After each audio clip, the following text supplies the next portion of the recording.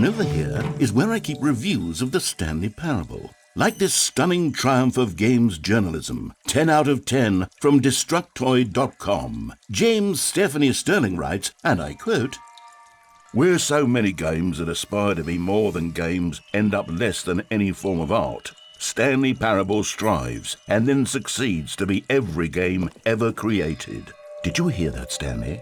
Every game ever created. That's how grand and all-encompassing the original Stanley Parable was. It was literally every game ever created. It was Skyrim, it was Persona 3, it was all of them, and now it's nothing. It's no games at all. It isn't even the Stanley Parable anymore. It's just a husk now, a lifeless husk with an hour of new elevator content.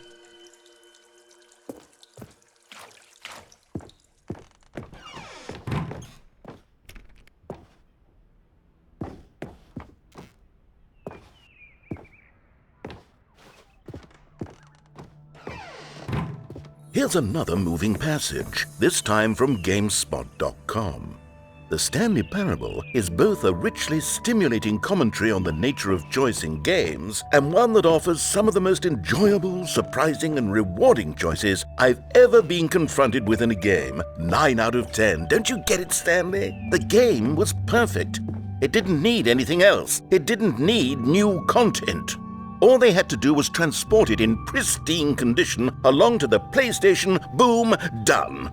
And they couldn't even do that. Couldn't resist the urge to go meddling with...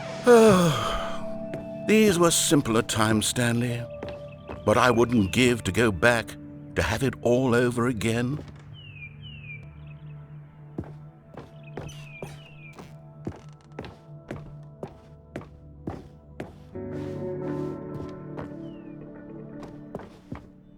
Wait, hang on. I don't recall this part of the memory zone before. What's this? What's down here?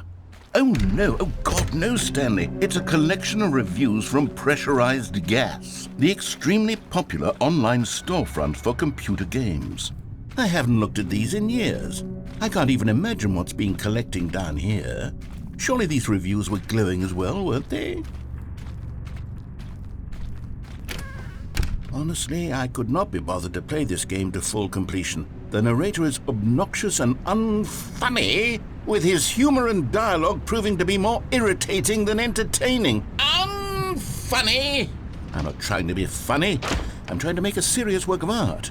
I suppose I could write up a handful of gags to insert into the Stanley Parable, but the game is already such a densely layered web of profound philosophical insights that I can't even imagine where I'd have the room to stick them.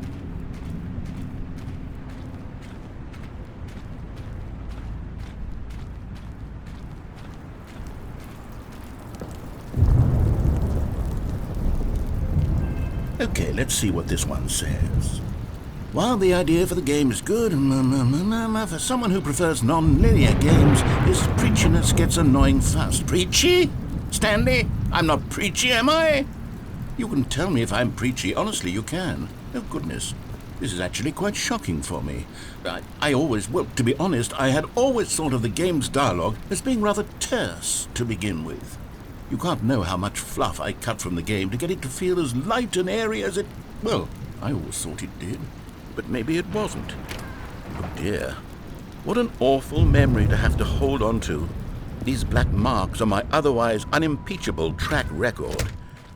I feel like a failure, like I let these people down. Perhaps the Stanley Parable isn't quite as sterling as I always remembered. What's this one got to say? You constantly have to stop doing anything so the narrator can catch up with his long-winded explanations of what's happening. I wish there was a skip button. A skip button? Well, yes. Yes, I think we can do that. If I'm truly too preachy, then maybe letting you skip ahead for just a moment, surely it couldn't hurt. Not if it means we can strike these negative reviews from the record. Only positive reviews of the Stanley Parable. That's my motto today, and it's always been my motto. I'd do anything for the customer, Stanley. Yes, a skip button we shall have.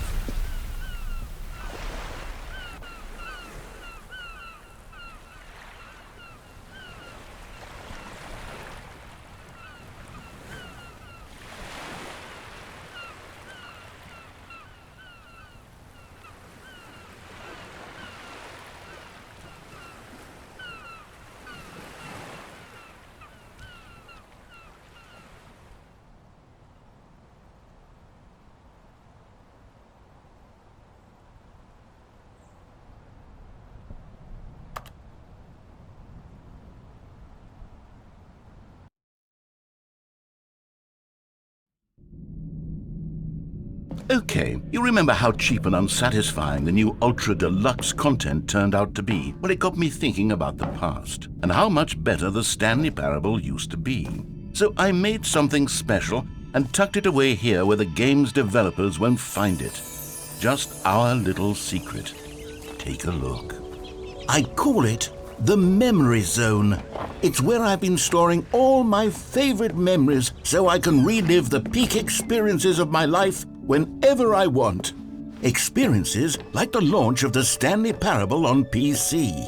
You see, Stanley, doesn't the Memory Zone remind you of how wonderful Stanley Parable was? And over here is where I keep reviews of the Stanley Parable. Like this stunning triumph of games journalism, 10 out of 10 from Destructoid.com. James Stephanie Sterling writes, and I quote, "Where so many games that aspire to be more than games end up less than any form of art, Stanley Parable strives and then succeeds to be every game ever created."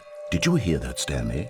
Every game ever created. That's how grand and all-encompassing the original Stanley Parable was. It was literally every game ever created. It was Skyrim, it was Persona 3, it was all of them, and now it's nothing. It's no games at all. It isn't even the Stanley Parable anymore. It's just a husk now, a lifeless husk with an hour of new elevator content.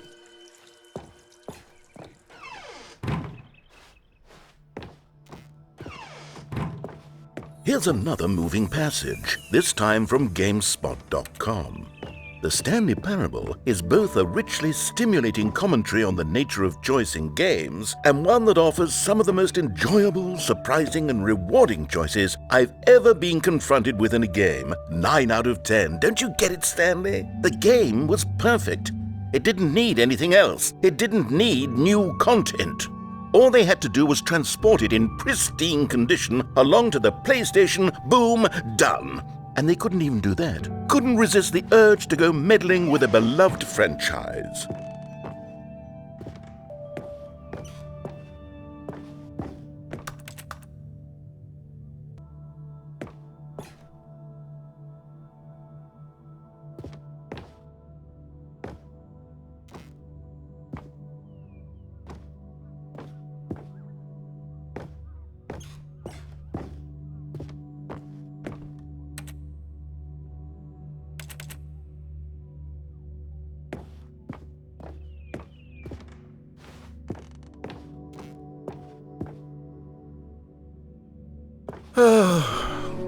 These were simpler times, Stanley. But I wouldn't give to go back, to have it all over again. Wait, hang on. I don't recall this part of the Memory Zone before. What's this? What's down here? Oh no, oh God, no, Stanley. It's a collection of reviews from Pressurized Gas, the extremely popular online storefront for computer games. I haven't looked at these in years. I can't even imagine what's been collecting down here. Surely these reviews were glowing as well, weren't they? Honestly, I could not be bothered to play this game to full completion. The narrator is obnoxious and unfunny, with his humor and dialogue proving to be more irritating than entertaining. Unfunny! I'm not trying to be funny. I'm trying to make a serious work of art. I suppose I could write up a handful of gags to insert into the Stanley Parable, but the game is already such a densely layered web of profound philosophical insights that I can't even imagine where I'd have the room to stick them.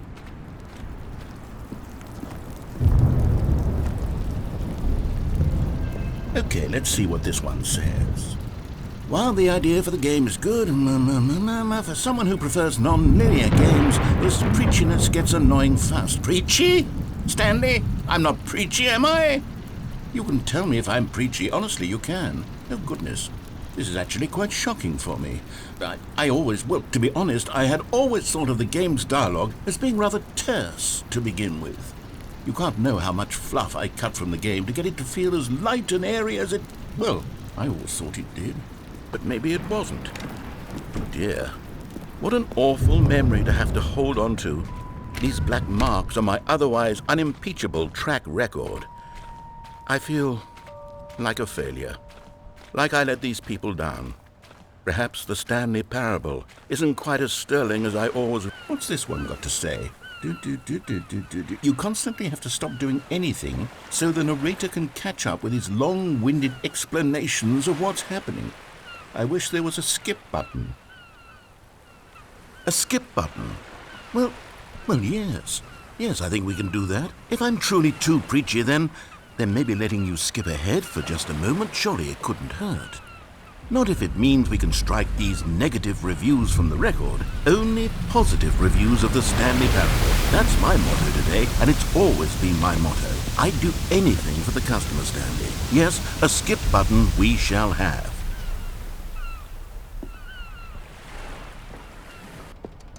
And here it is. Go ahead and give it a shot. Oh, you're back, you see. You were only frozen in time for a few minutes, but it was plenty of time for me to deliver a long, rambling monologue full of unnecessary verbal flourishes and lengthy ruminations on the nature of choice in video. Well, there's sport. You really did catch me rambling on a bit, didn't you? But that's the power of the button. The minute I start to go off on a thoughtless display of self-absorption, it's right at your fingertips to go. Okay, welcome back, Stanley. Now, I should say that the amount of time the button has been skipping through is becoming longer and longer. That last one was, well, I want to say maybe 30, 45 minutes? It's not unendurable by any means, but... Stanley, please don't push the button again. It's been 12 hours. You've just been frozen there. I don't know why the skips are getting longer, but they're really, truly getting longer, and my God, there's no way out of the room. Oh, Stanley, you're back. You're back. Oh, my goodness. I have someone to talk to again. Stanley, I think it's been a week. Or 2 weeks.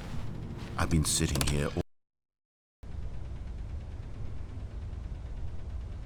Oh, hello. It's you. You're here again. Welcome.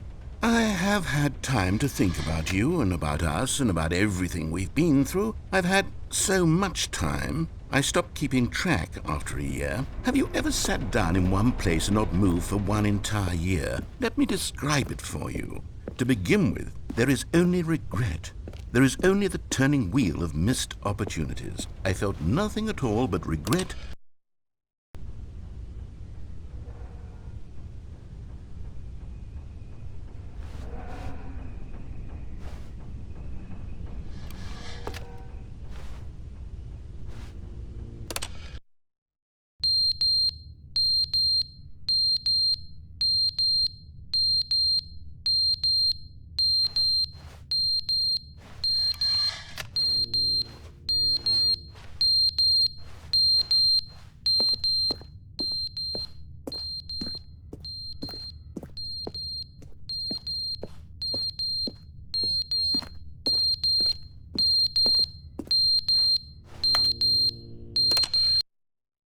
But they didn't understand the game was never meant to be funny. It was meant to have a point. It was meant to speak to the human condition. But where are the jokes? Where are the jokes? They bemoaned, they screamed, they gnashed their teeth and said, entertain us. It wasn't enough. They had to leave a pathetic little thumbs-down review and make all of their pitiful demands. But then, he's talking too much, they said. First, he didn't entertain us, now he won't shut up. It's the inconsistency, it's the lack of accountability. It's the unwillingness to examine with an uncompromising heart the words that they are speaking into the world. As though they were...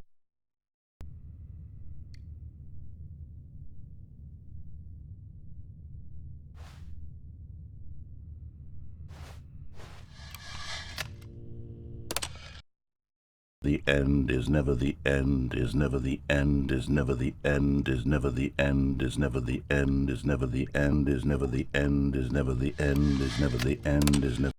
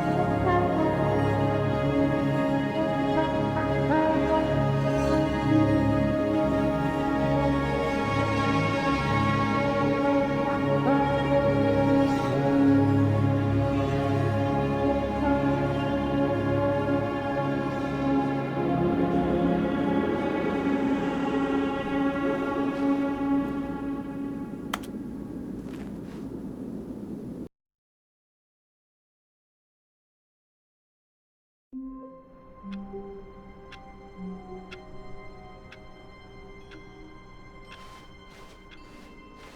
of his co-workers were gone. What could it mean? Stanley decided to go to the meeting room. Perhaps he had simply missed a memo.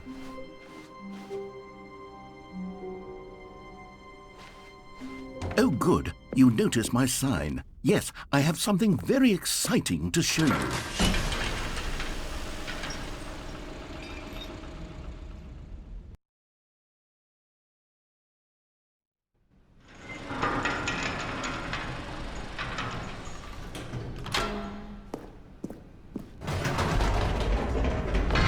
You see, Stanley, I've been reflecting on the Stanley Parable and about how roundly disappointing this ultra-deluxe version has turned out to be. The original Stanley Parable was a landmark, and any new content for it should live up to that legacy. So forget this ultra-deluxe nonsense. I say we take it one step even further. Which is why I'm very proud to announce for the first time ever, the Stanley Parable 2.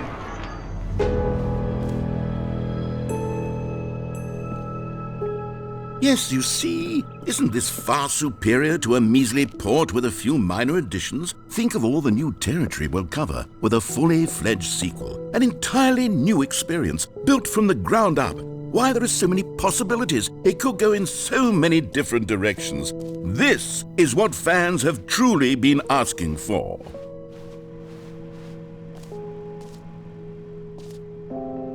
Calling it the Stanley Parable 2 is just so much catchier than Ultra Deluxe, don't you think? Ultra Deluxe? What does it even mean? But the Stanley Parable 2, now that's an artistic statement right there. It's future-oriented. It screams progress and innovation and long-term franchising potential.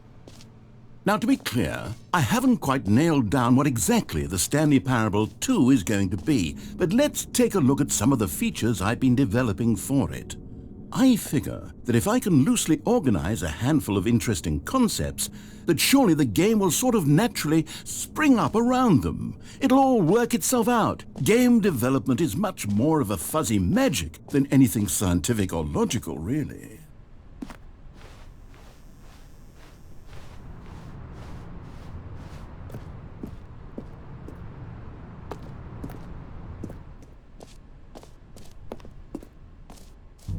Here we are. Go on, try out some of the new features.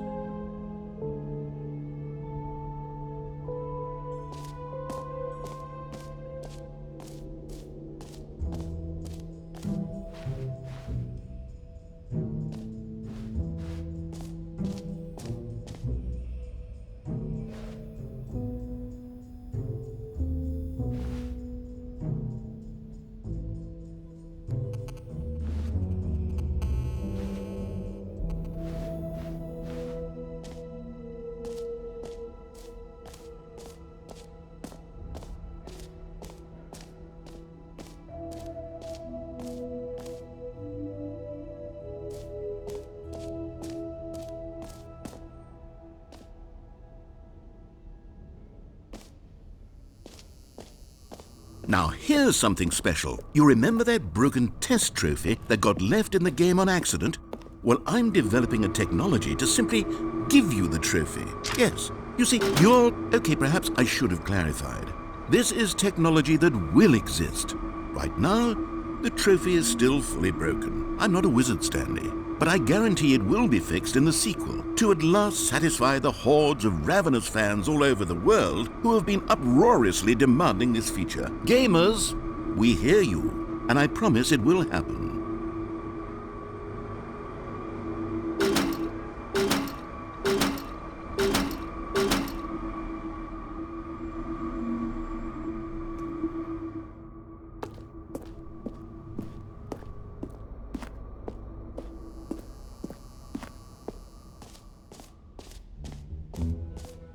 What else? What other exhibits haven't we seen yet?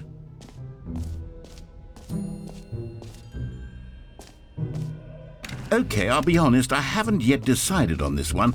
I think that in the new version, the office could use a bit of decoration, like balloons. But I'm undecided on Get Well Someday and Happy 12th Birthday. Which would you go with?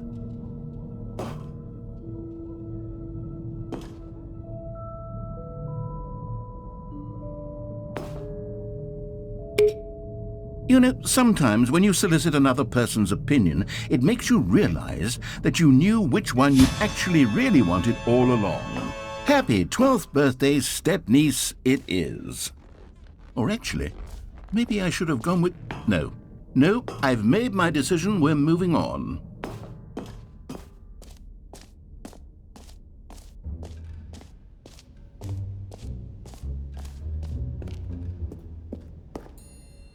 A common complaint of the Stanley Parable was that it was confusing and paradoxical, that it engendered a chaotic sense of reckless despair in those who played it. Well, I'm happy to say that after much consideration, I've engineered a clever solution to this fundamental problem with the game.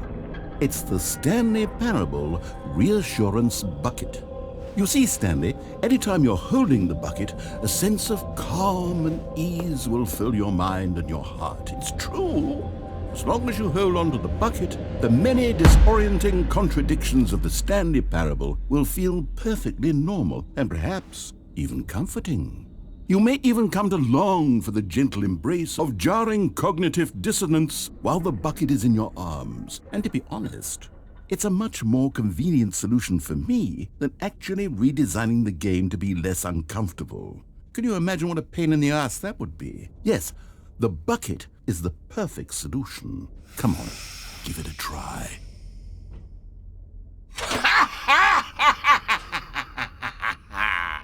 Can you feel it? The glow of comfort, even in the face of crushing despair, must already be sweeping through your body. And in fact, can I say that I do believe the bucket lends you an air of charisma as well? I think that just holding it has made you the slightest bit more attractive as a person. The benefits of the bucket seem to go on, don't they?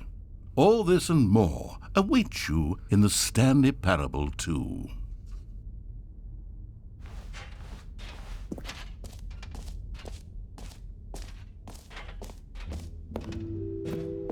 Does anyone give out awards for most enjoyable bucket in a video game? That really should be an award if it isn't already.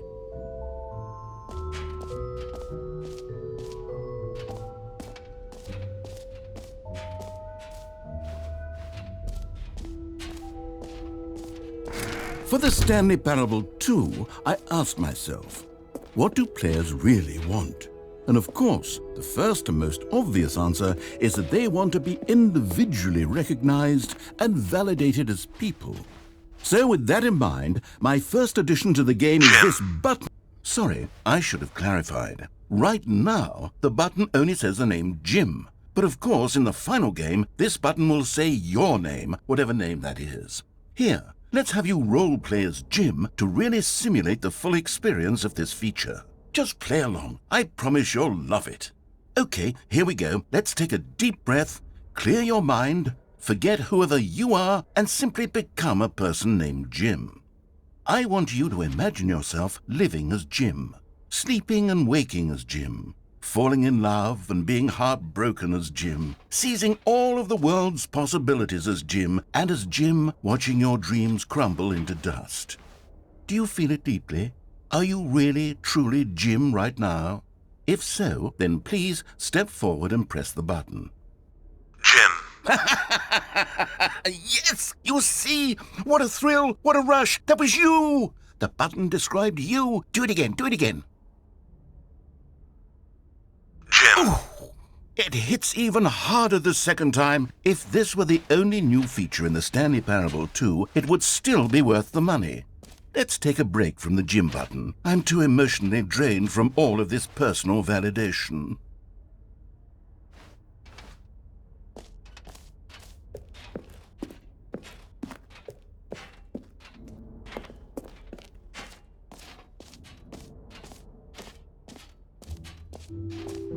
I suppose I could allow only people named Jim to play the Stanley Parable. An epilogue would be fun, wouldn't it, Stanley? Yes, it would go at the end of the, well, we'll figure that out later.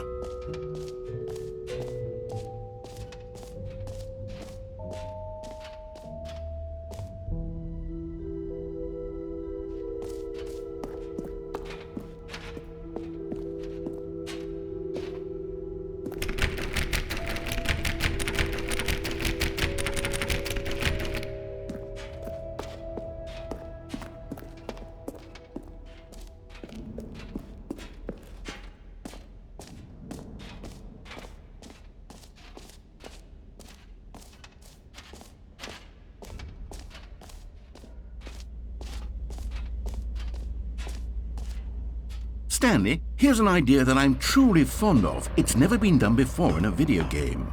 This is, in fact, a hole that you can fall down forever. That's right. Infinite falling. You can fall until the end of time, if you like. A stunning leap forward for video games as a medium.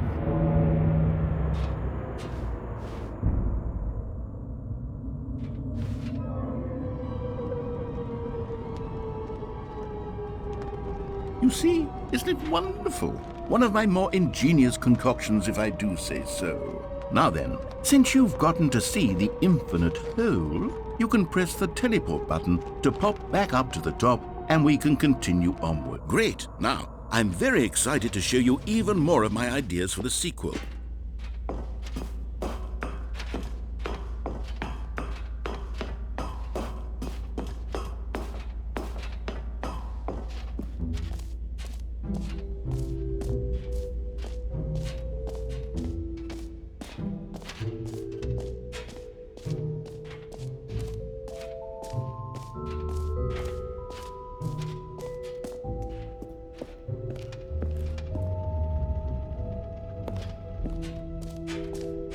Ah, collectibles.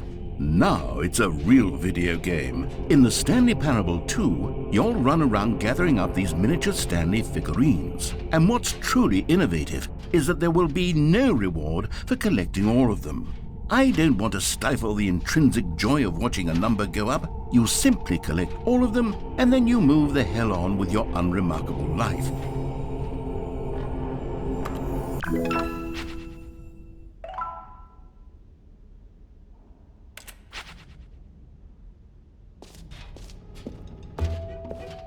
God, it really is the worst when you collect everything in a video game and then they give you a big fancy reward for it. Absolutely tragic.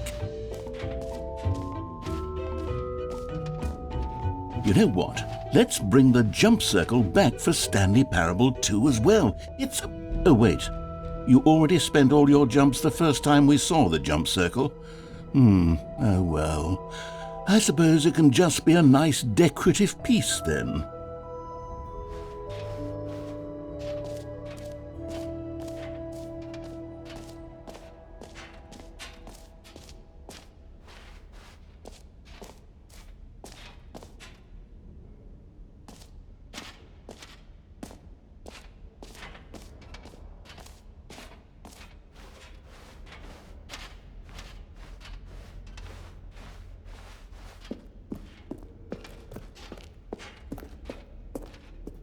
All right, have you seen everything you wanted to? Ready to move on now?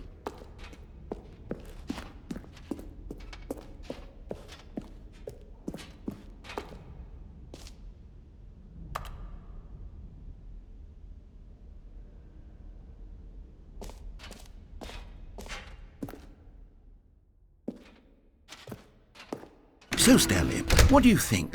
Do you like all of the new features? Yes, I know it's not exactly clear yet how exactly these features will come together as one single coherent video game, but I can feel it in my soul. It's going to work. There's definitely a good game in there somewhere. Say, let's do an experiment. I'll arrange these new features together, and we'll see whether or not it coheres into a meaningful gameplay experience. Okay, are you ready? Here it is. I give you the Stanley Parable 2.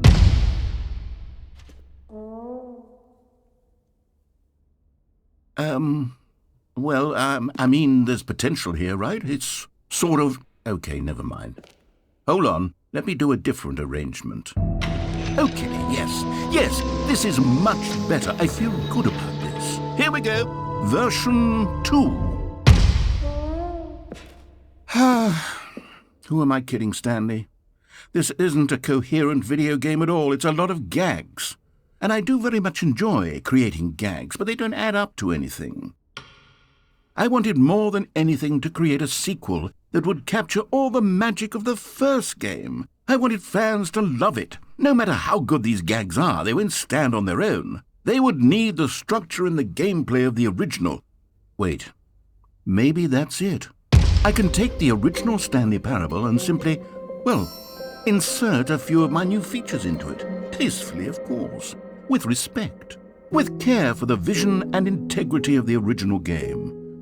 Would it possibly work? I suppose it could. But it would need a really, really tremendous title screen. A title screen that says with bold and uncompromising conviction, "This is the Stanley Parable 2. Let me see if I can whip something up. All right, perfect. Go ahead. Take a look.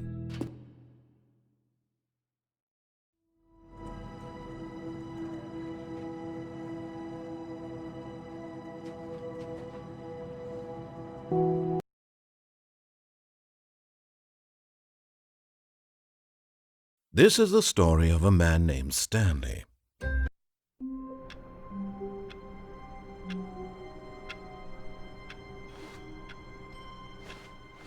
All of his co-workers were gone.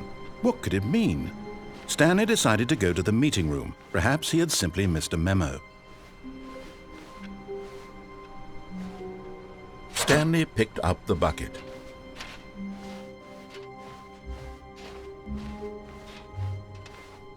Stanley clutched the bucket tightly to his chest and entered the door on his left.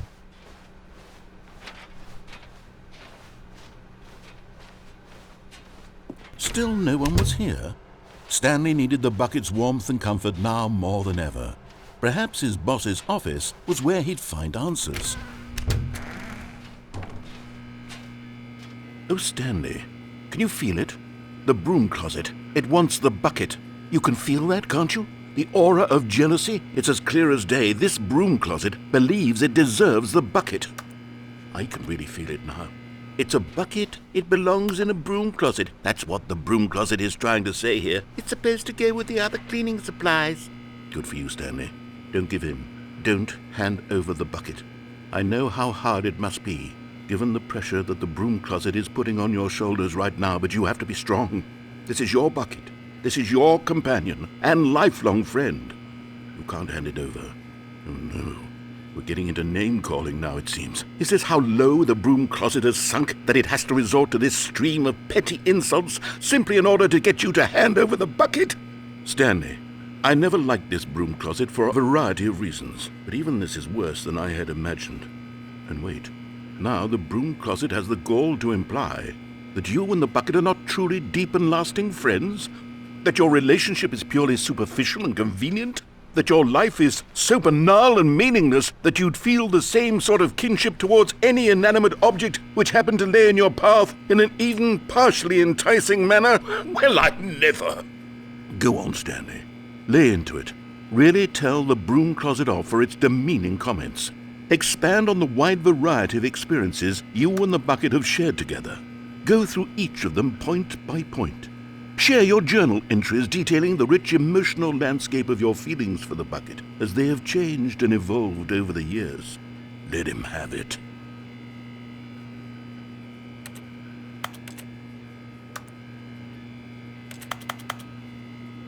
Okay, I've got you something which I think will help settle this debate once and for all. Here we go.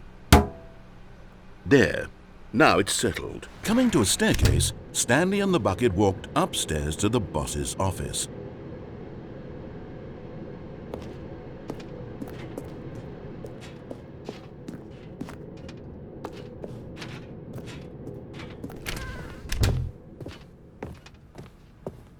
Stepping into his manager's office, Stanley was once again stunned to discover not an indication of any human life.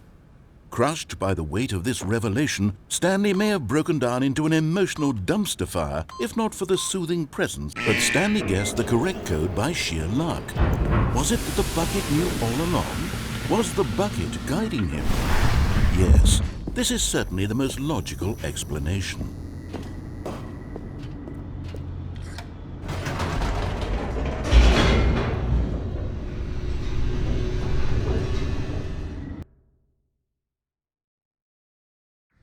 The elevator raced downward, plummeting towards an unknown fate. It would be all Stanley could do to keep himself together, if not for the bucket. Soothing him, comforting him, reassuring that in this darkest moment of uncertainty, he would be all right. The bucket is here for you, Stanley. Everything will be fine. Stanley and the bucket walked straight ahead through the large door that read, Mind Control Facility.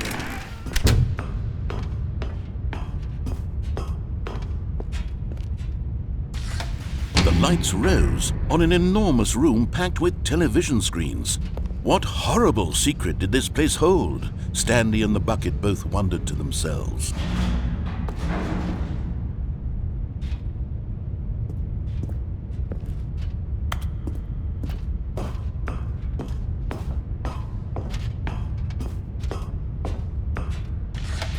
The monitors jumped to life, and Stanley nearly dropped the bucket in shock. Everyone in the office was being videotaped, monitored like guinea pigs. The bucket had never seen anything like this, and it very nearly burst into tears as Stanley cradled it gently, reassuring it that everything would be fine.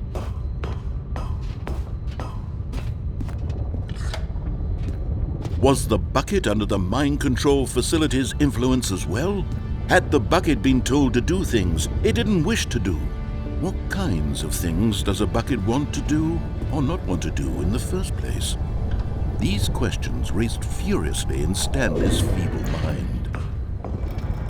No! He screamed into the bucket. He couldn't accept it. His own life in someone else's control, never! He squeezed the bucket tighter, his one friend in the entire world. At this point, he could trust no one except for the bucket. But here was the proof. The heart of the operation. Controls labeled with emotions, happy or sad or content. Walking, eating, working, all of it monitored and commanded from this very place. And as the cold reality of his past began to sink in, Stanley decided that this machinery would never again exert its terrible power over another human life. For he and the bucket would dismantle the controls for good. Two best friends, Stanley and the bucket, up against the world.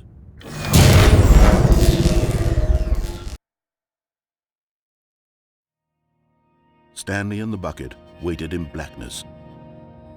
Was it over? Yes, they had done it. Stanley and the bucket had defeated their greatest and darkest enemy, freed themselves from the tyrannical grip of the evil mind control machine. Freedom was now mere moments away.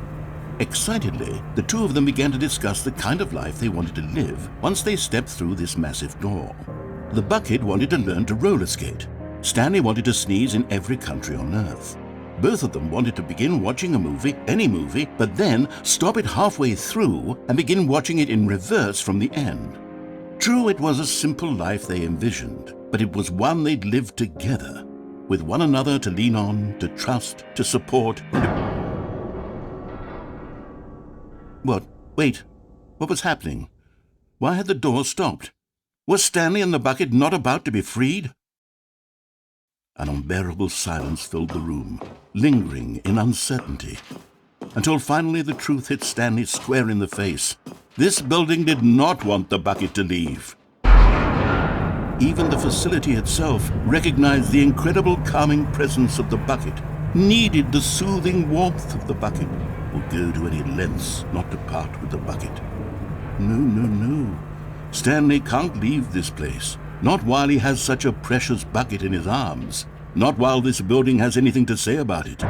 Stanley realized he would never again leave this very room. But at least he has the bucket. To be trapped eternally in darkness isn't really so bad, Stanley thought to himself. As long as I have my bucket with me, right? I'll be okay, won't I? Stanley gulped. Very soon now, he was about to find out.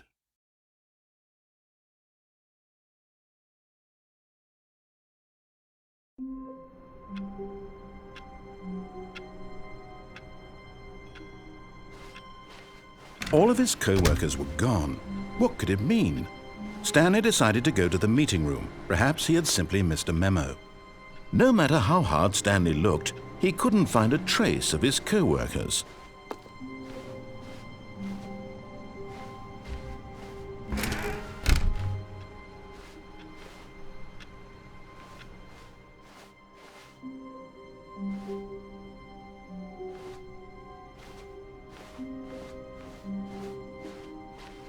When Stanley came to a set of 2 open doors, this was not the correct way to the meeting room, and Stanley knew it perfectly well.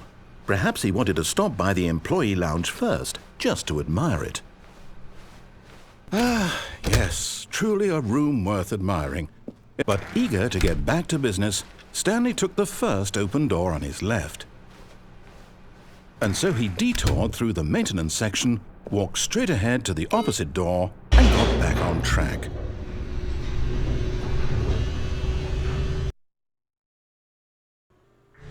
But Stanley didn't want to go back to the office.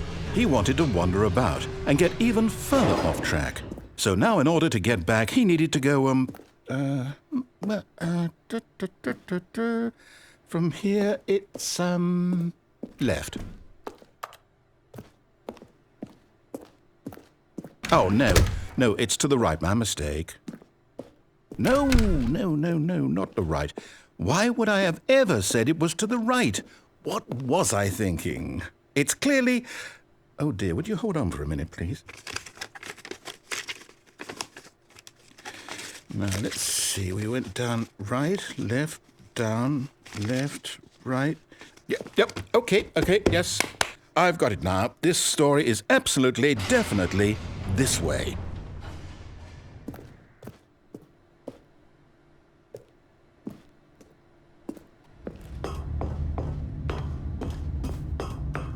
No. This isn't right at all. You're not supposed to be here yet. This is all a spoiler. Quick, Stanley, close your eyes. Okay. We just have to get back to, oh, who am I kidding? It's all rubbish now. The whole story completely unusable. How about, rather than waste my time trying to salvage this nonsense, we'll just restart the game from the beginning. And this time, suppose we don't wander so far off track, Okay, from the top.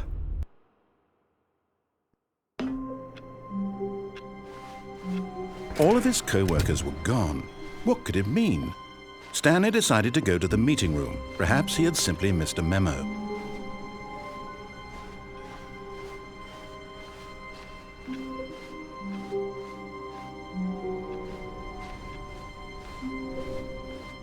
When Stanley... Wait, what? No, I restarted. I swear I definitely restarted the game over, completely fresh. Everything should be... Or did something change? Stanley, did you change anything when we were back in that room with all the monitors? Did you move the story somewhere or... Hold on. Why am I asking you? I'm the one who wrote the story. It was right here just a minute ago. I know for sure that it's here somewhere. Okay, then. It's an adventure. Come, Stanley. Let's find the story.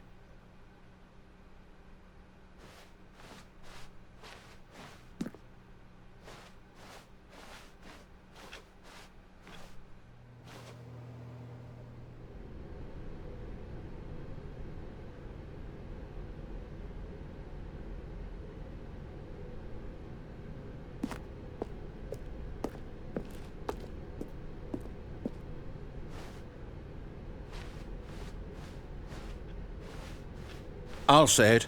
This is the worst adventure I've ever been on. I can promise you there definitely was a story here before.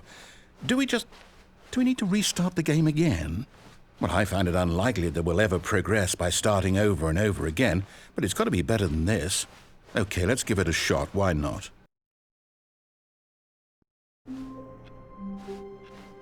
All of his co-workers were gone. What could it mean? Stanley decided to go to the meeting room. Perhaps he had simply missed a memo.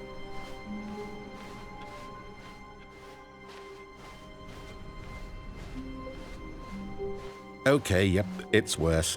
I might be remembering this wrong. It's possible the story is back where we just came from. Why don't we go back the other direction and see if we missed anything?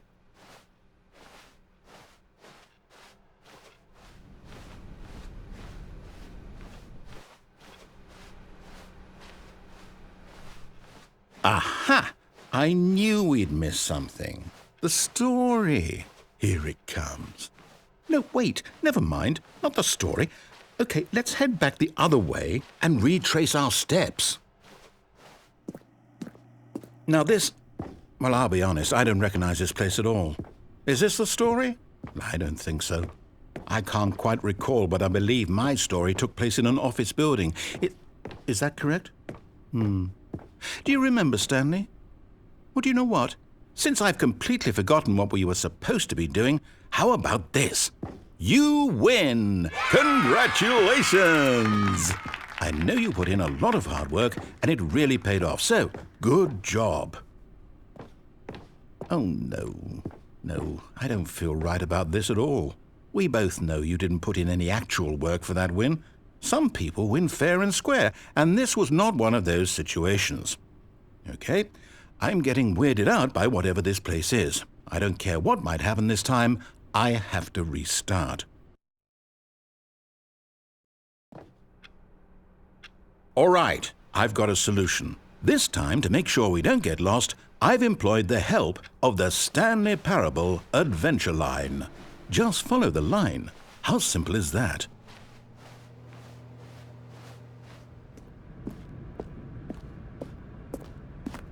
You see, the line knows where the story is. It's over in this direction. Onward, Stanley, to destiny. Though, here's a thought. Wouldn't wherever we end up be our destination, even if there's no story there? Or to put it another way, is the story of no destination still a story? Simply by the act of moving forward, are we implying a journey such that a destination is inevitably conjured into being via the very manifestation of the nature of life itself? Whoa. Hang on. That got a bit weird back there. Well, I'd like to apologize. Not sure where I was going with all that. You know what? I think what we need right now is a bit of music to lighten the mood.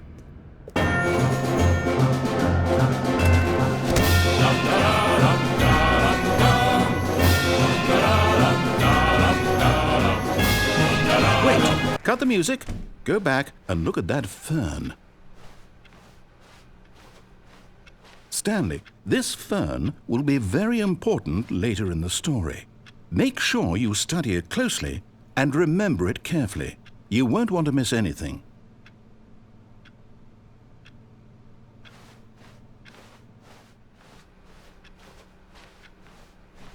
Wait, what? We're back at the office? No. Line, you do know we're looking for the Stanley Parable, right? The story? Is any of this ringing a bell?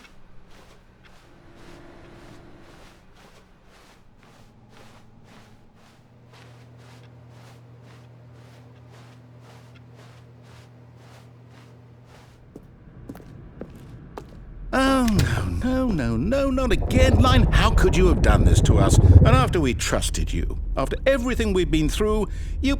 Oh, I can't take this anymore. To hell with it. Restart.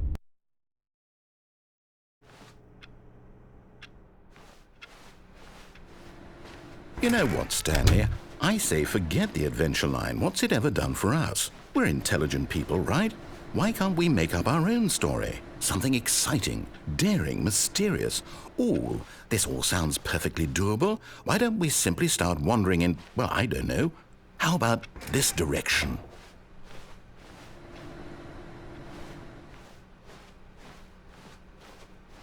Now, yes, this is exciting. Just me and Stanley forging a new path, a new story. Well, it could be anything.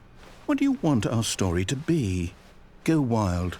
Use your imagination. Whatever it might be, Stanley, I'm ready for it. Oh, no, not you again. Stanley, I'd also like to veto the line from having any role in our awesome new story. No lines or monitor rooms. Just don't acknowledge it, and we should be fine.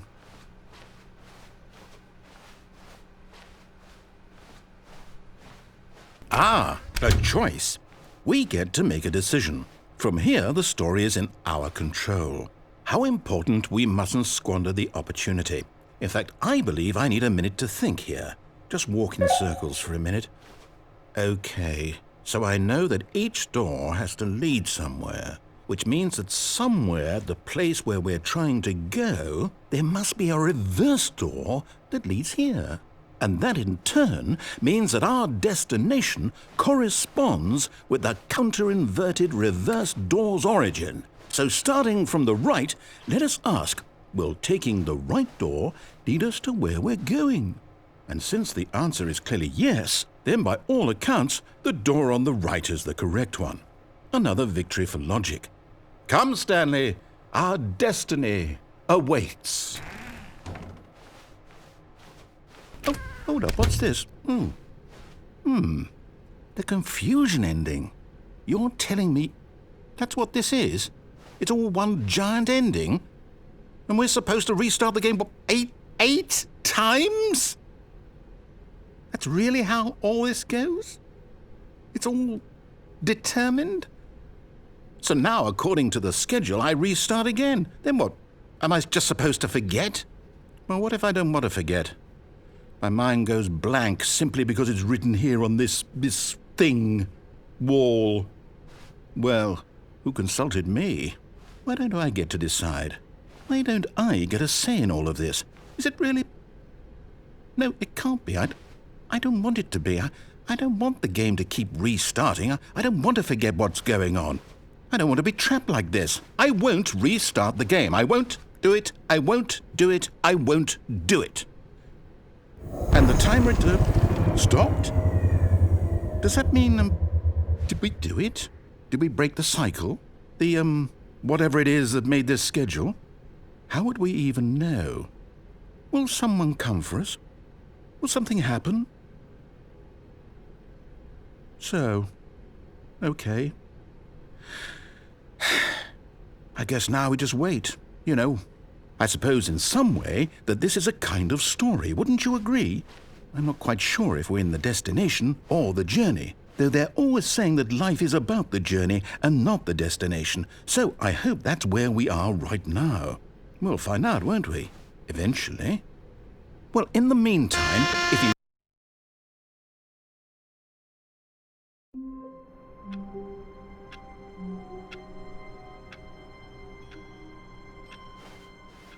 All of his co-workers were... Wait, no. This isn't the right office, is it? Is this Stanley's office?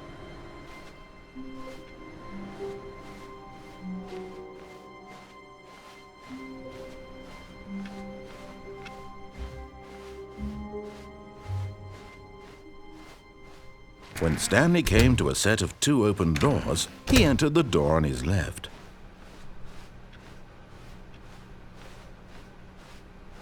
Yet there was not a single person here either. Feeling a wave of disbelief, Stanley decided to go up to his boss's office, hoping he might find an answer. Stanley stepped into the broom closet, but there was nothing here, so he turned around and coming to a staircase. Stanley walked upstairs to his boss's office. But Stanley just couldn't do it. He considered the possibility of facing his boss, admitting he had left his post during work hours. He might be fired for that. And in such a competitive economy, why had he taken that risk? All because he believed everyone had vanished? His boss would think he was crazy. And then something occurred to Stanley. Maybe, he thought to himself, maybe I am crazy. All of my co-workers blinking mysteriously out of existence in a single moment for no reason at all? None of it made any logical sense. And as Stanley pondered this, he began to make other strange observations. For example, why couldn't he see his feet when he looked down? Why did doors close automatically behind him wherever he went? And for that matter, these rooms were starting to look pretty familiar. Were they simply repeating? No, Stanley said to himself, this is all too strange. This can't be real. And at last, he came to the conclusion that had been on the tip of his tongue. He just hadn't found the words for it. "I'm dreaming!" he yelled. "This is all a dream." Oh, what a relief Stanley felt to have finally found an answer, an explanation. His co-workers weren't actually gone. He wasn't going to lose his job. He wasn't crazy after all.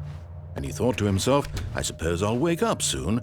I'll have to go back to my boring real-life job pushing buttons. I may as well enjoy this while I'm still lucid. So he imagined himself flying and began to gently float above the ground. Then he imagined himself soaring through space on a magical starfield, and it too appeared. It was so much fun, and Stanley marveled that he had still not woken up. How was he remaining so lucid? And then perhaps the strangest question of them all entered Stanley's head. One he was amazed he hadn't asked himself sooner. Why is there a voice in my head dictating everything that I'm doing and thinking? Now the voice was describing itself being considered by Stanley, who found it particularly strange. I'm dreaming about a voice describing me, thinking about how it's describing my thoughts, he thought. And while he thought it all very odd and wondered if this voice spoke to all people in their dreams, the truth was that, of course, this was not a dream. How could it be? Was Stanley simply deceiving himself, believing that if he's asleep, he doesn't have to take responsibility for himself? Stanley is as awake right now as he's ever been in his life. Now, hearing the voice speak these words was quite a shock to Stanley. After all, he knew for certain, beyond a doubt, that this was in fact a dream. Did the voice not see him float and make the magical stars just a moment ago? How else would the voice explain all that? This voice was a part of himself too. Surely, if he could just... He would prove it. He would prove that he was in control, that this was a dream. So he closed his eyes gently, and he invited himself to wake up. He felt the cool weight of the blanket on his skin, the press of the mattress on his back, the fresh air of a world outside.